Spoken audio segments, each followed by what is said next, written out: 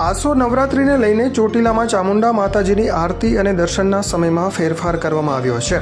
આગામી 22 સપ્ટેમ્બરથી નવરાત્રિનો પ્રારંભ થઈ રહ્યો છે અને 1 ઓક્ટોબરે 9મું નોરતું ઉજવાશે. 30 સપ્ટેમ્બરે દુર્ગાષ્ટમી છે. આ વખતે 2 ત્રીજ આવી રહી હોવાથી 10 દિવસના નોરતા રહેશે. ત્યારે શ્રી ચામુંડા માતાજી ડુંગર ટ્રસ્ટ દ્વારા નવરાત્રિના દિવસોમાં દર્શન, આરતી અને પ્રસાદનું સમયપત્રક જાહેર કરવામાં આવ્યું છે. ટ્રસ્ટની યાદી મુજબ નોરતાના પ્રથમ દિવસે અને દુર્ગાષ્ટમીના દિવસે ચોટીલા ડુંગર ઉપર વહેલી સવારે 4 વાગ્યે આરતી ઉતારવામાં આવશે, જ્યારે નવરાત્રિના અન્ય દિવસોમાં સવારે આરતીનો સમય 5 વાગ્યાનો રહેશે. સાંજની આરતીનો સમય સૂર્યાસ્ત બાદ રાબેતા મુજબ જ રહેશે. ડુંગર ઉપર ચડવા માટે પગથિયાના દ્વાર સવારે આરતીના સમયથી અડધો કલાક પહેલાં જ ખુલી જશે. હવનાષ્ટમીના દિવસે માતાજીના ડુંગર ઉપર હવનનું આયોજન કરવામાં આવશે, જેમાં બીડું હોમવાનો સમય બપોરે 2:30 વાગ્યાનો રહેશે.